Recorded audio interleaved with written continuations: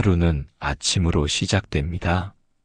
아침의 마음가짐은 그날 하루의 방향을 결정짓는 힘이 있습니다. 바쁜 일정과 소음 속에서 시작하는 하루는 마음까지 조급하게 만들고 작은 일에도 쉽게 흔들리게 합니다. 그래서 더욱 중요한 것이 있습니다. 바로 하루를 고요하게 여는 마음입니다. 고요함은 단순히 조용하다는 뜻이 아닙니다. 내 안을 바라보고 지금 이 순간에 집중하며 의식적으로 하루의 첫걸음을 내딛는 자세를 말합니다. 많은 분들이 아침을 정신없이 맞이합니다. 눈을 뜨자마자 휴대폰을 확인하고 해야 할 일들을 떠올리며 아직 시작도 안 했는데 지친 마음으로 하루를 시작하게 됩니다.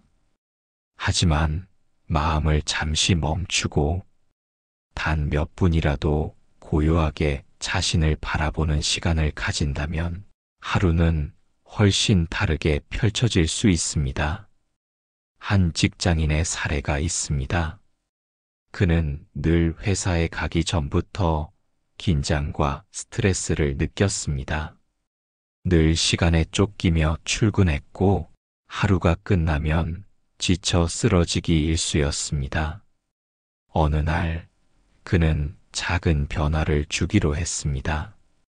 매일 아침 10분 조용한 방에서 눈을 감고 호흡에 집중했습니다. 그리고 자신에게 조용히 이렇게 말했습니다. 오늘 하루도 잘 지낼 수 있어. 지금 이 순간에 충실하자. 그 10분이 그의 삶을 바꾸기 시작했습니다. 감정의 기복이 줄어들고 작은 일에도 감사하는 마음이 생겼습니다. 고요함은 그저 한가한 것이 아닙니다. 삶을 다시 바라보는 힘이고 지친 내면을 회복하는 통로입니다. 고요한 아침은 내면의 목소리를 들을 수 있는 시간입니다. 어제 쌓인 감정, 놓치고 지나간 마음, 흐트러진 중심을 다시 바라볼 수 있는 기회를 줍니다.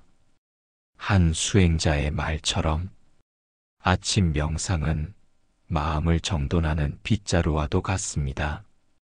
어지러운 마음의 먼지를 털어내고 새롭게 하루를 시작할 수 있도록 도와줍니다.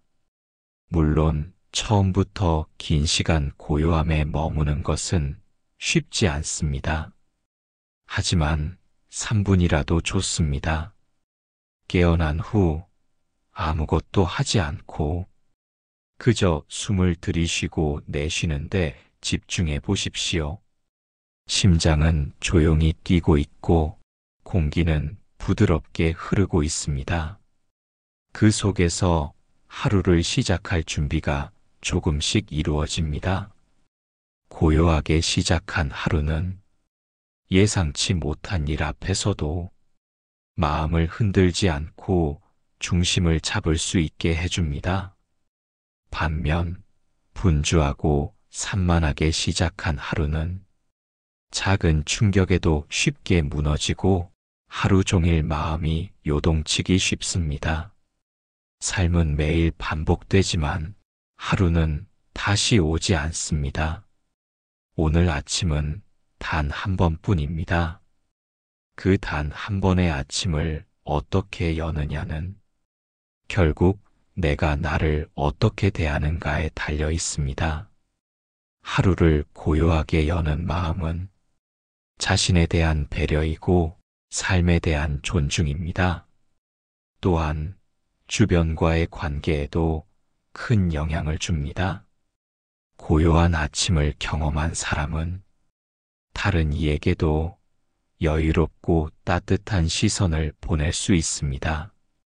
반대로 마음이 어지러운 사람은 말투가 날카롭고 반응도 거칠어지기 쉽습니다.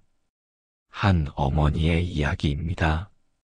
아이를 키우며 매일 전쟁 같던 아침을 보냈던 그녀는 짧은 새벽 명상을 시작하면서 변화가 생겼다고 말합니다. 아이에게 소리 지르던 자신의 모습을 돌아보고 고요히 마음을 다잡는 시간을 가지면서 가족의 분위기도 점차 부드러워졌습니다. 그녀는 말합니다. 조용한 아침은 저에게 두 번째 생명을 준 것 같아요. 이전엔 그저 견디는 삶이었지만 지금은 하루를 살아가는 힘이 생겼어요. 고요함은 누구에게나 열려 있습니다.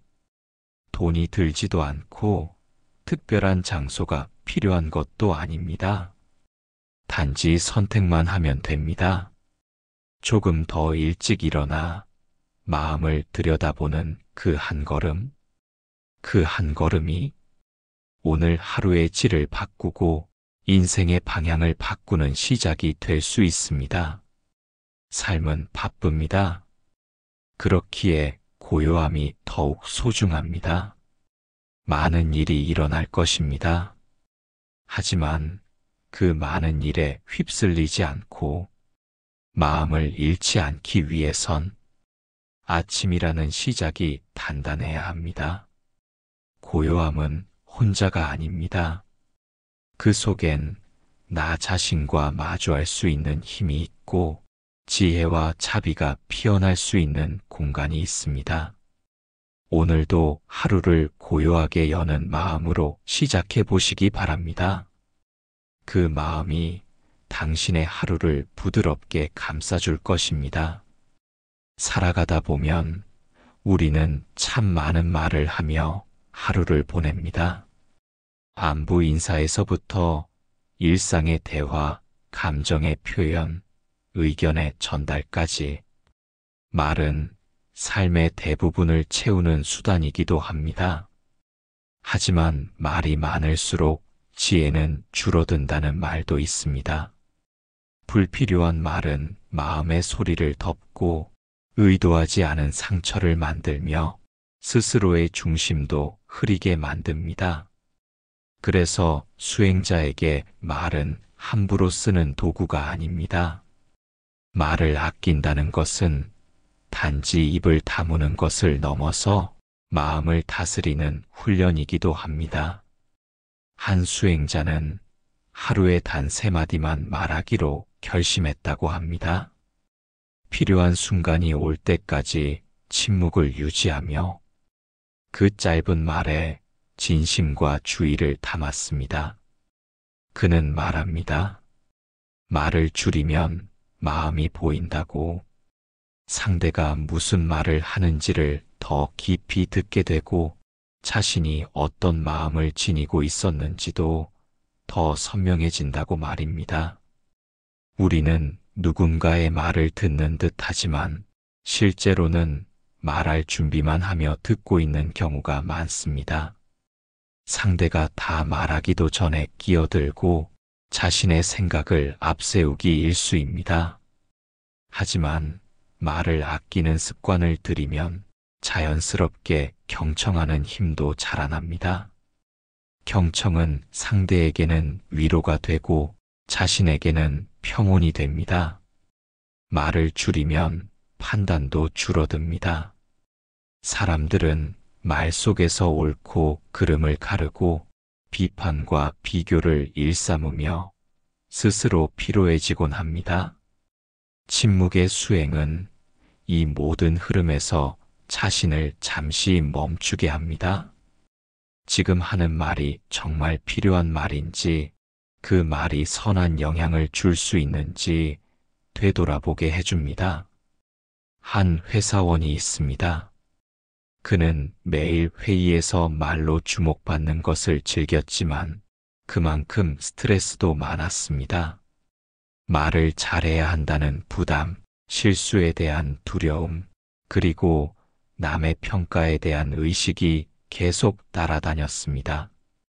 그러다 어느 날부터 말의 빈도를 줄이고 정말로 필요한 말만 하기로 마음먹었습니다. 의견을 말할 때도 한 번 더 생각하고 상대의 말에 먼저 귀를 기울였습니다. 결과는 놀라웠습니다. 오히려 그의 말은 더욱 무게감 있게 들렸고 사람들은 그를 더 신뢰하게 되었습니다. 말을 줄인 것뿐인데 말의 힘은 더욱 커졌습니다. 불교에서는 정어라는 개념이 있습니다. 바른 말, 필요한 말, 진실한 말을 하라는 가르침입니다. 이것은 단순한 예절이 아니라 수행입니다. 자신의 마음을 지키고 타인에게도 해를 끼치지 않기 위한 실천입니다. 우리가 내뱉는 말 한마디 한마디는 자신의 마음 상태를 그대로 보여줍니다.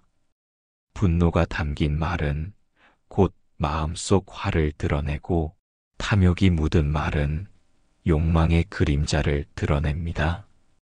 그렇기에 말을 줄이는 것은 그저 조용해지기 위함이 아니라 자신의 내면을 정화하는 과정입니다. 또한 말을 아끼면 진짜 하고 싶은 말이 무엇인지 알 수 있게 됩니다.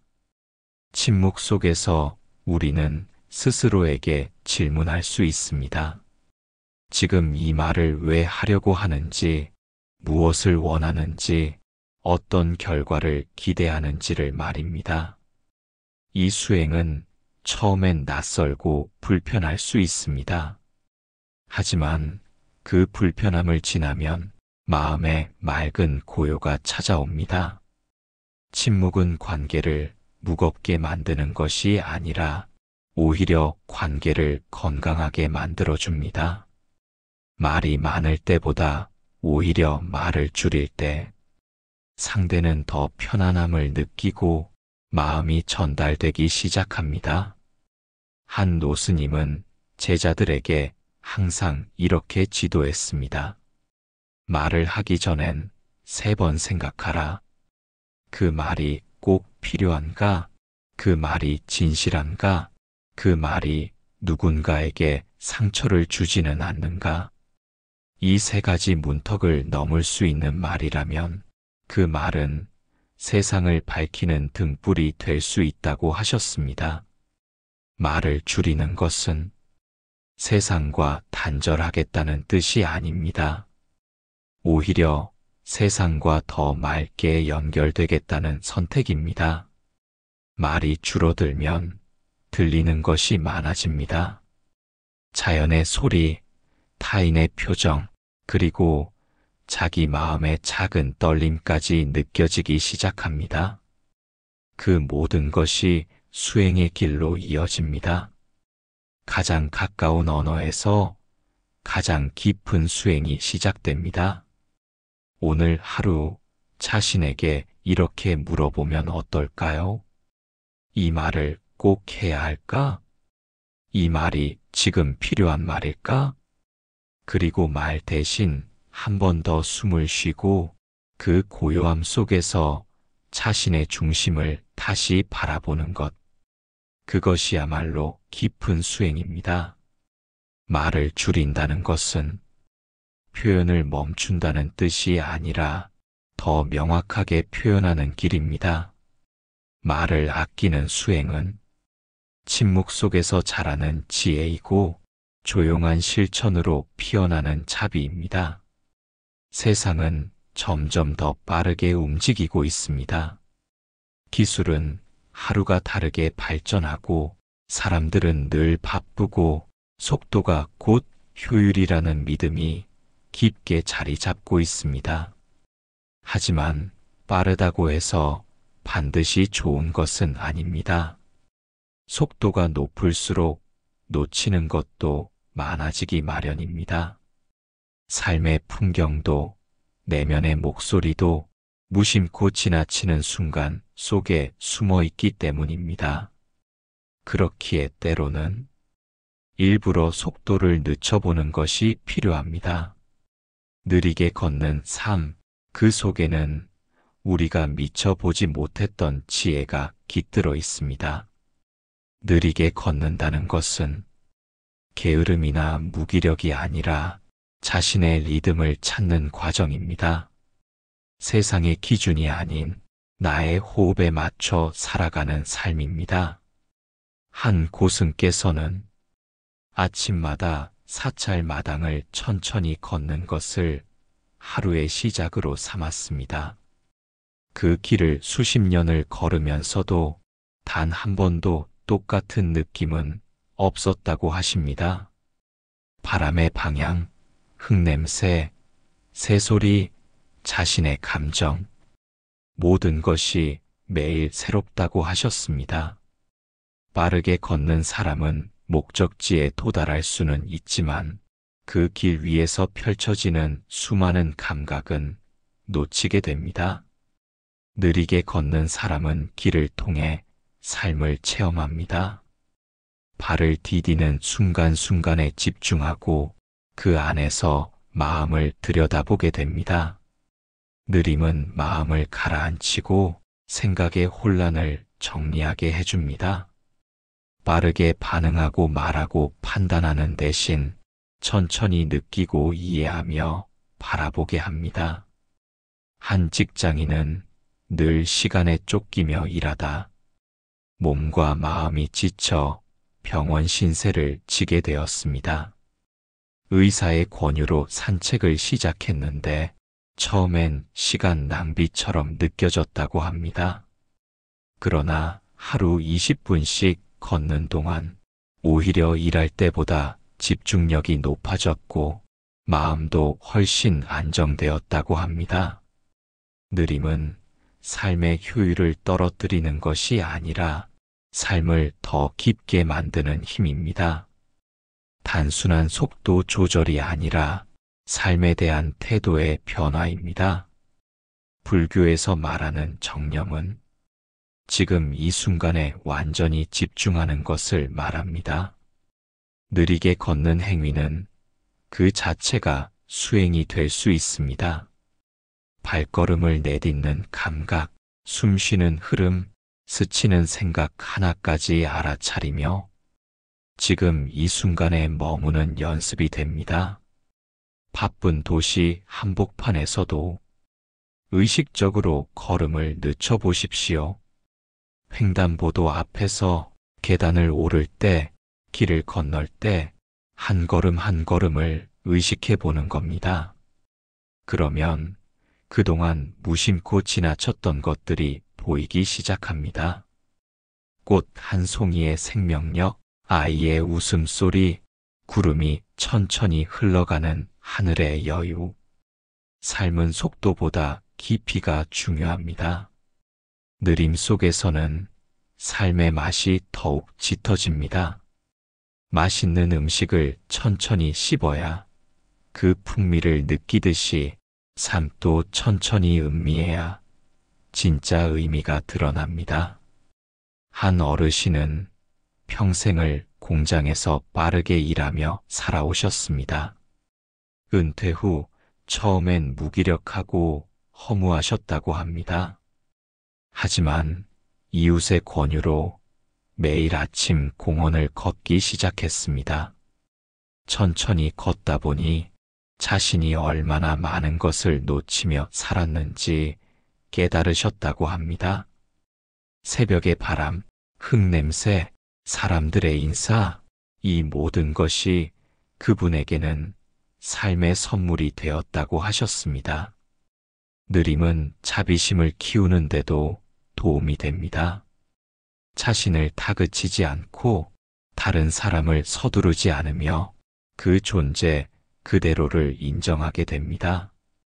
누군가를 기다릴 때, 상대가 실수했을 때 그저 한 박자만 여유를 가지면 마음에서 부드러움이 생겨납니다.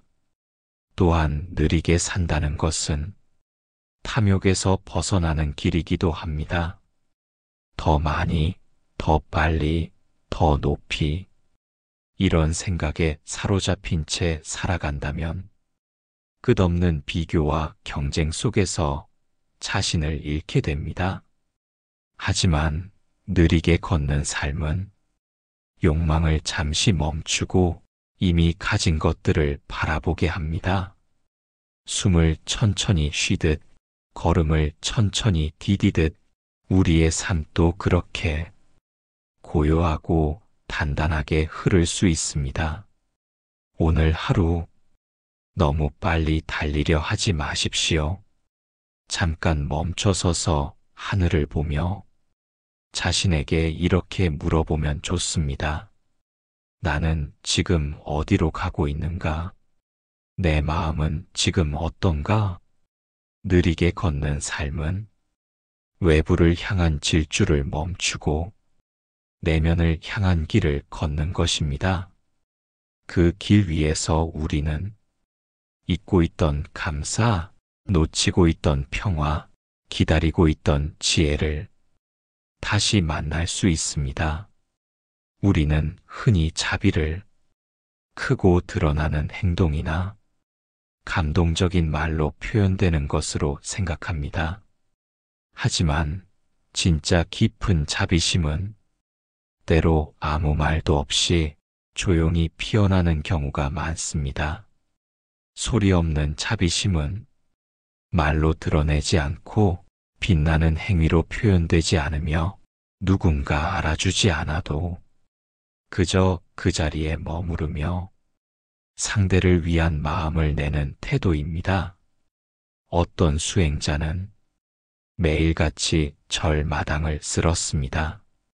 사람들은 그저 청소라고 생각했지만 그는 이른 새벽 아직 누구도 일어나기 전 누가 다니든 말든 조용히 빗자루를 들었습니다. 자신의 수행이라고 말하지 않았고 칭찬도 구하지 않았습니다. 그저 사람들이 더 맑은 길을 걷게 되기를 바라는 마음으로 그 일을 반복했습니다. 이처럼 소리 없는 자비는 타인을 위한 행동이지만 타인을 향한 과시가 아닙니다. 오히려 그 존재 자체가 세상을 부드럽게 바꾸어 갑니다. 자비는 반드시 큰 일로 나타나지 않습니다. 길에서 쓰레기를 줍는 행위, 누군가의 말에 조용히 귀 기울여주는 태도, 지쳐있는 동료에게 아무 말 없이 커피를 건네는 손길. 이 모든 것들이 바로 소리 없는 자비의 형태입니다. 부처님의 가르침 중에는 말보다는 행위로, 보이기보다는 알아차림으로 자비를 실천하라는 가르침이 많습니다. 말로 누군가를 위로하려 할 때 그 말이 오히려 상처가 되기도 합니다. 하지만 그 옆에 조용히 있어주는 것만으로도 상대는 큰 위로를 받습니다. 한 병원에서 있었던 일입니다. 간호사가 눈물을 흘리는 환자 옆에 한참을 아무 말 없이 앉아 있었답니다. 그 환자는 나중에 이렇게 말했습니다. 그날 그 침묵이 자신에게는 수많은 말보다 더 큰 힘이 되었다고 말이죠. 자비는 결코 요란하지 않습니다. 속삭이지도 않고 드러나지도 않으며 그저 조용히 옆에 머물며 그 사람의 고통을 알아차리고 내가 줄 수 있는 것을 과장 없이 건넬 뿐입니다. 우리는 흔히 내가 해준 것을 기억하고 그것에 대한 반응을 기대합니다. 하지만 진정한 자비는 그 기대마저 놓아버리는 것입니다. 그 사람의 웃음, 그 사람의 회복, 그 사람의 편안함이 내게 돌아오지 않아도 마음이 따뜻해지는 것, 그것이 소리 없는 자비입니다. 한 노스님은 말없이 연등을 달았습니다. 연등 하나하나에 이름도 붙이지 않고 자신의 공덕이라 말하지도 않았습니다.